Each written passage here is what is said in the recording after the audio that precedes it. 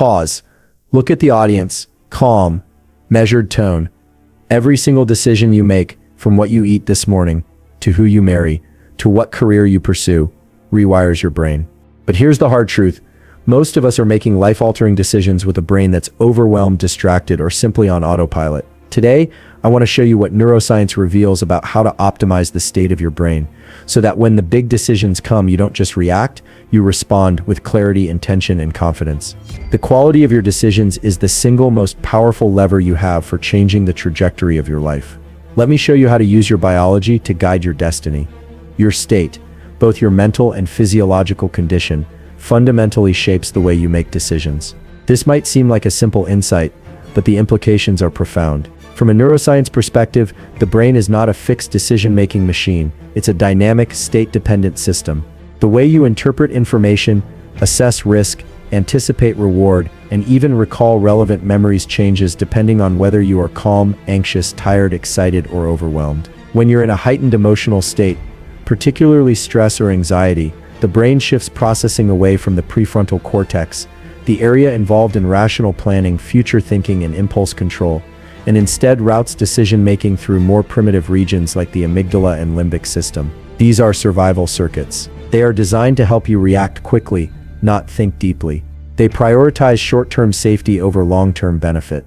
That's useful if you're facing a physical threat, but it's disastrous when making life decisions like changing careers, choosing a life partner, or deciding whether to move to a new city. Imagine trying to navigate a dense forest with a broken compass. That's what it's like to make big decisions in the wrong state of mind. The input data, your perception of what's happening, is skewed. You may exaggerate threats, underestimate your capabilities, or overlook key opportunities. Your sense of time compresses. Everything feels urgent. You lose the ability to mentally simulate the future with clarity. What neuroscience shows us is that the mind is not separate from the body. The two are tightly linked. And so regulating the body, your breathing, your heart rate, your posture, your visual focus, can change your mental state. One of the simplest and most effective ways to shift into a decision-ready state is through breathwork. A double inhale through the nose, followed by a long exhale through the mouth, what's called a physiological sigh, can calm the autonomic nervous system in under a minute.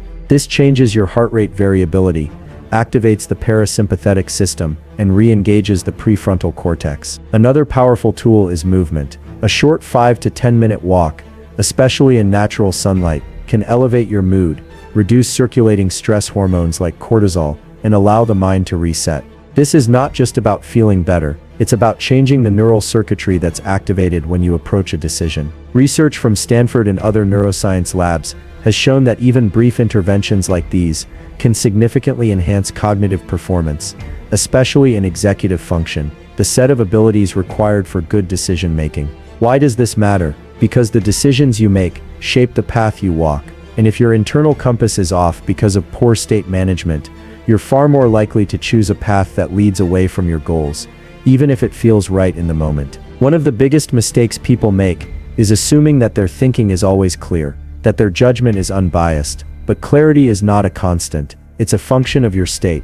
That's why you should never make a major life decision when you're in a heightened emotional state, especially anger, fear, or despair. Wait, pause, regulate your body, create space, and then think. The most successful individuals, whether they're CEOs, athletes, or creatives, often have rituals they use before making major decisions. They prime their physiology, they engage in behaviors that bring them into what we call a neutral yet alert state. This is a unique condition, where the brain is neither sluggish nor hyperactive, where you can hold multiple perspectives, tolerate uncertainty, and project forward in time. That's the zone you want to be in when making decisions that could alter the course of your life. You don't need to guess your way forward, you need to tune the instrument, your brain and body, so that it's calibrated for insight. Because the truth is, your next great decision isn't just a matter of logic, it's a matter of state. And the power to change that state is already in your hands.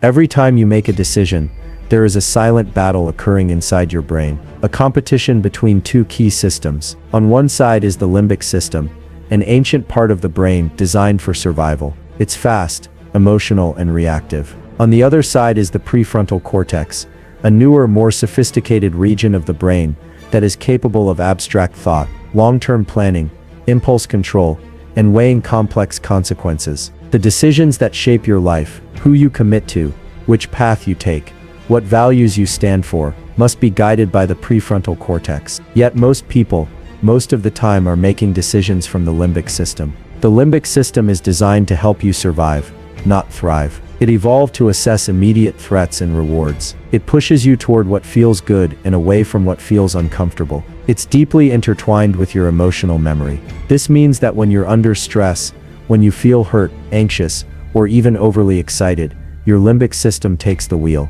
It floods your body with signals to act quickly, now. In those moments, your brain is not considering the long-term outcome. It's not thinking about who you want to become, or how this choice fits into the larger arc of your life. It's simply reacting. On the other hand, the prefrontal cortex is the seat of what we might call the higher self. It's the part of you that can pause, zoom out, simulate the future, and make choices that align with your deeper values and goals. It allows you to delay gratification, resist temptation, and hold conflicting possibilities in mind at once. It's slower than the limbic system, but far more powerful when fully activated. This part of the brain doesn't just make better decisions, it makes decisions that build a better life. But here's the challenge.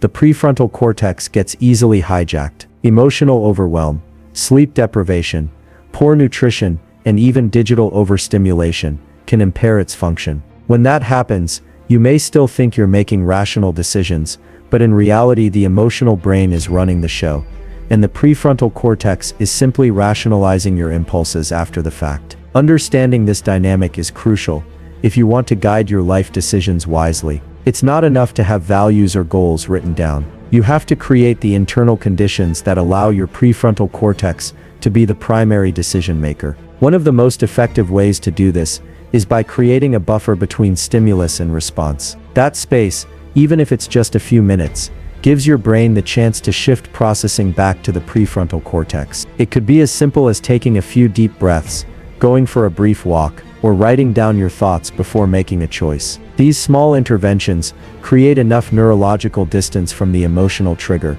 to allow the higher brain to re-engage. Another powerful technique is reflection. By asking yourself structured questions like, if I make this decision, where will it take me in 1 year, in 5 years? Or what would I advise someone else to do in this situation? You force the brain to engage longer time horizons, a task that only the prefrontal cortex can perform well. This process recruits the neural networks involved in future thinking and activates circuits responsible for empathy, self-regulation, and strategic planning. There's also the concept of sleep, something often overlooked. Sleep isn't just rest, it's neurological recalibration. During sleep, the brain rebalances its neurochemistry, and the connection between the prefrontal cortex and the rest of the brain is strengthened. In fact, research has shown that even one night of poor sleep reduces connectivity between the prefrontal cortex and the amygdala, the emotional alarm center of the brain. So when people say sleep on it, they're not just offering old wisdom,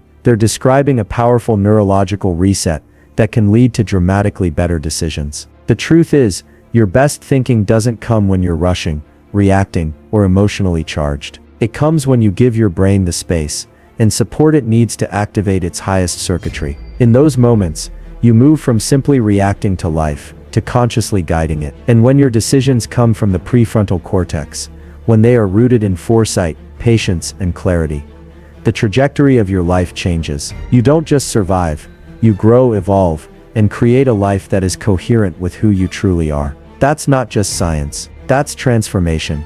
Visualization is often talked about in motivational circles, but what neuroscience reveals is that the way you visualize, specifically how you use time in your mental simulations, can make a profound difference in how your brain responds and ultimately in the decisions you make. The brain doesn't just think in words or logic, it thinks in images, in simulations, and in projected experiences.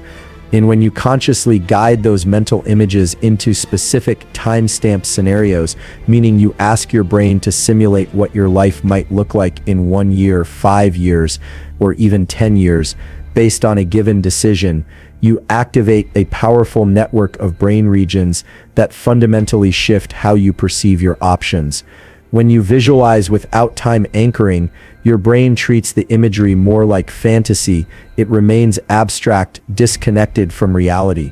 But when you assign a specific time to that visualization, when you say, for instance, if I take this job, where will I be living in 2 years? Who will I be spending my time with? How will I feel on a typical weekday morning? You move the brain out of abstract daydreaming and into embodied simulation. This process recruits the default mode network in the prefrontal cortex, the same regions involved in strategic planning, empathy, and long-term goal setting. What you're doing is training your mind to bridge the gap between present choices and future consequences. This matters deeply because your brain is biased toward the present moment.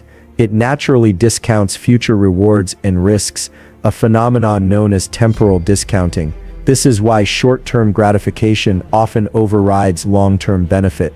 But when you practice time-stamped visualization, you override that bias. You give your brain something concrete to latch onto. You allow the imagined future to become emotionally real. This emotional reality is critical. The brain doesn't just weigh facts, it weighs feelings. It asks, how will this choice make me feel later? But unless you vividly imagine that later moment, your brain will default to how you feel right now. That's a recipe for impulsive, short-sighted decision-making. By projecting yourself into specific future moments, you're not just engaging cognition, you're changing your emotional landscape. You begin to feel the pull of your future. You become more connected to the person you want to become. This process also strengthens your sense of agency. When the future feels real, it becomes something you can shape. You're no longer drifting toward an uncertain destiny, you're steering toward a vision. It's important that this visualization is detailed. Vague images like "I'll be successful" or "I'll be happy" don't activate the right circuits. Instead, you need to picture sensory details. What does the room look like where you'll be working? What kind of people are you surrounded by? What does your body feel like when you wake up each morning? The more sensory input you build into the image, the more real it becomes to the brain, and the more influence it has over your present decisions. Time-stamped visualization also helps to filter out noise. We live in a world of constant inputs, options, opinions, pressures, and distractions. But when you're anchored to a specific vision of your future, you can more easily separate what matters from what doesn't. Your brain starts to ask a better question: does this choice take me closer to or further away from that future?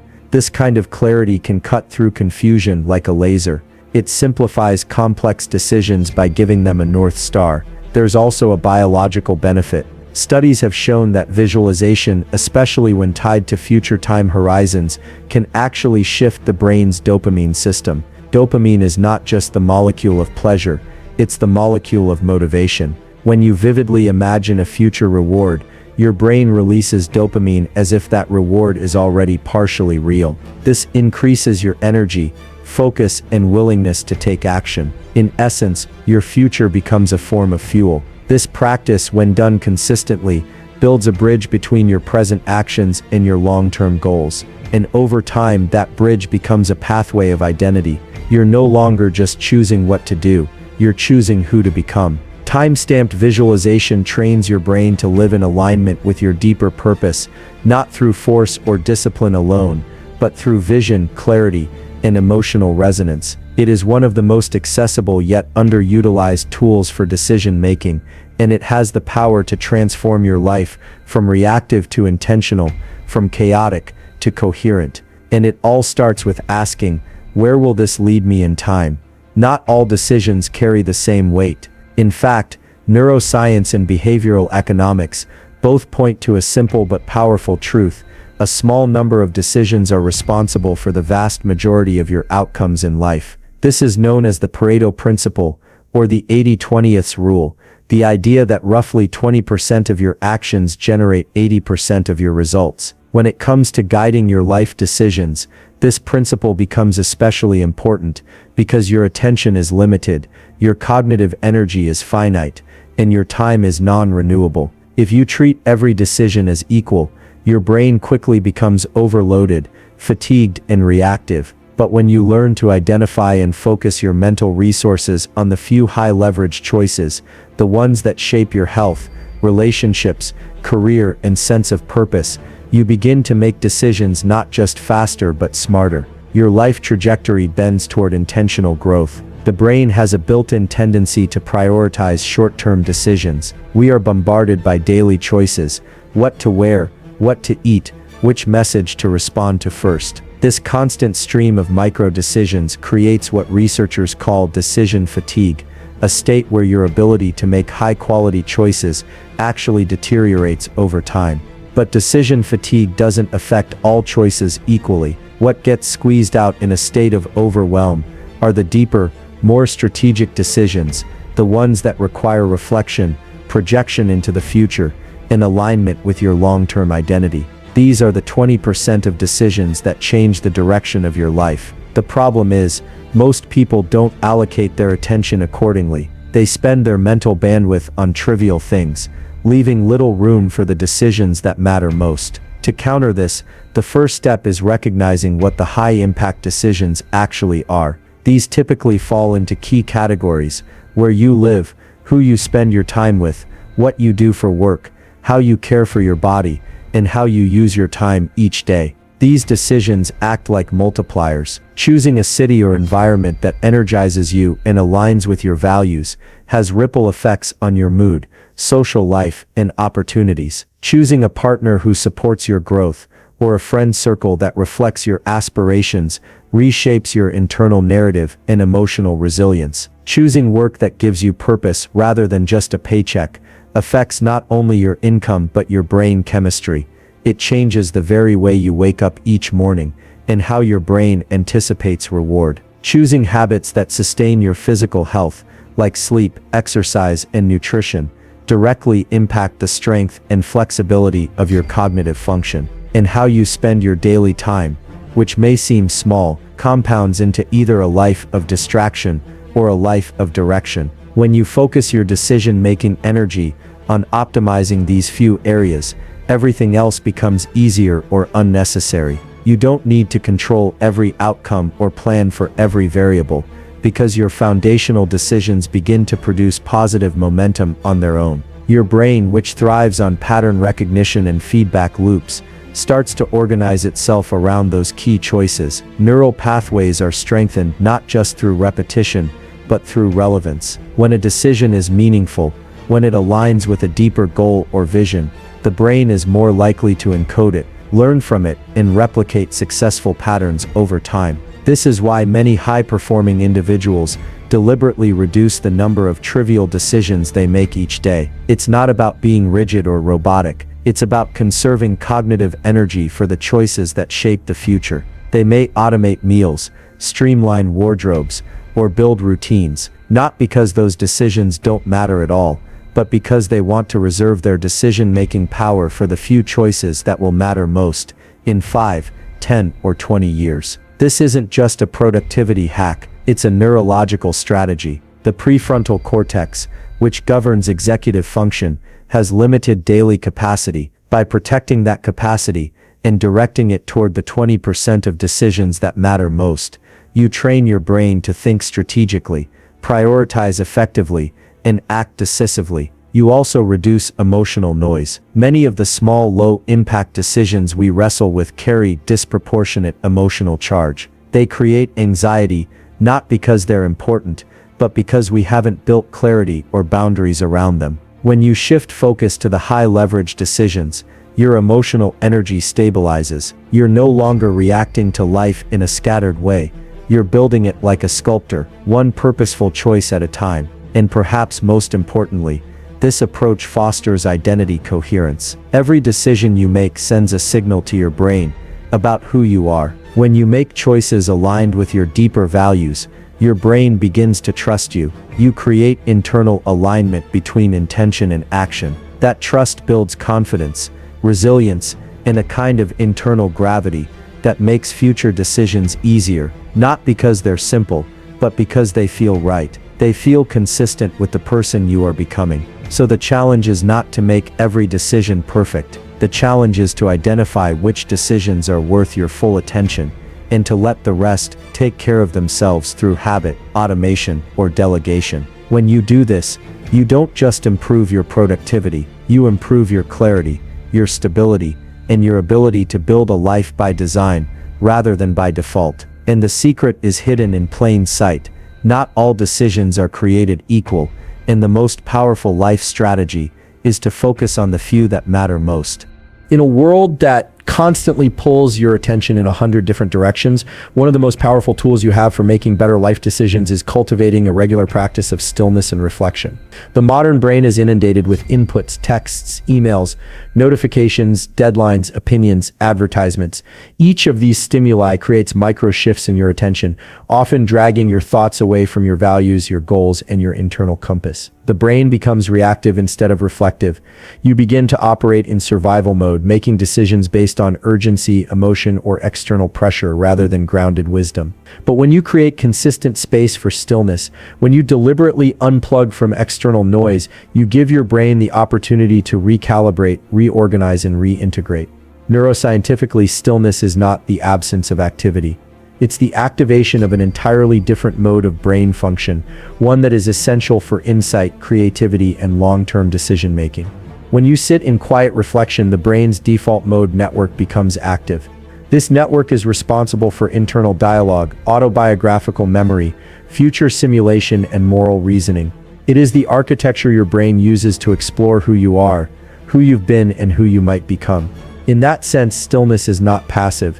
It is where the deepest, most personal thinking happens. It's where wisdom emerges. Reflection allows the brain to organize your experiences into coherent narratives. It helps you make sense of what you've been through and extract lessons from it. Without reflection, experiences pass through your life without integration. You might repeat the same patterns without realizing why. You might feel stuck, not because you lack intelligence, but because you haven't paused long enough to learn what life is trying to teach you. Through reflection, the brain consolidates memories, updates mental models, and strengthens neural pathways associated with meaning and purpose. But reflection is more than just thinking about your past. It's also about imagining your future in a way that is emotionally resonant and strategically clear. When you create time to reflect, you allow yourself to ask the bigger questions, the kind of questions that are easily drowned out by day-to-day busyness. What truly matters to me? What am I avoiding, and why? Am I living in alignment with the kind of person I want to become? These questions are uncomfortable at times, but they are the doorway to authentic decision-making. They shift you from being reactive to being deliberate, from being a passenger in your life to becoming the driver. Stillness also enhances your ability to access intuition. Contrary to popular belief, intuition is not irrational. It is often the result of deep subconscious processing. Your brain is always scanning patterns even when you're not consciously aware of it. When you slow down and turn inward, you allow these deeper insights to rise to the surface. You begin to sense which decisions feel congruent with your values, even if you can't yet articulate all the reasons why. This kind of embodied wisdom, what some might call gut instinct, is supported by neural networks that integrate cognitive, emotional, and somatic information. But you can't hear your inner signals if you're always running, always consuming, always reacting. You need silence to tune in. What's equally important is consistency. One powerful reflection session can provide clarity, but it is the cumulative effect of regular stillness that transforms your decision-making. When you build it into your life, whether it's 5 minutes in the morning, a weekly walk in nature, or journaling at night, you create a mental sanctuary, a place where your brain learns to settle, your nervous system relaxes, and your deeper priorities surface. Over time, this changes how your brain filters information. It becomes more discerning, less impulsive, and more focused on long-term fulfillment over short-term distraction. Moreover, when you make reflection a habit, you become emotionally more resilient. The act of looking inward helps you process your emotions rather than suppress them. It gives you a safe internal space to explore fear, regret, excitement, and hope, all the emotional drivers of your decisions. And when emotions are processed instead of avoided, they no longer hijack your choices. You begin to respond instead of react. You begin to choose instead of chase. You begin to act from clarity instead of confusion. In today's hyper-connected world, choosing stillness is a radical act. It's a form of resistance against the pull of superficial urgency. But it's also a return to something ancient and essential. Humans have always needed sacred pauses, moments of reflection, solitude, and silence to make sense of the world and their place in it. What modern neuroscience now confirms is what wise people have always known: stillness is not a luxury. It is a necessity for anyone who wants to live with intention. By regularly stepping back from the noise, you strengthen the connection between your past, present, and future self. You create alignment between what you do and who you are. And you begin to guide your life, not based on the loudest voice or the most immediate pressure, but based on your inner compass, a compass that only becomes visible when the waters of the mind are calm. This is how powerful decisions are made, not through chaos but through clarity, not through speed but through presence, not through fear but through wisdom that emerges in the quiet.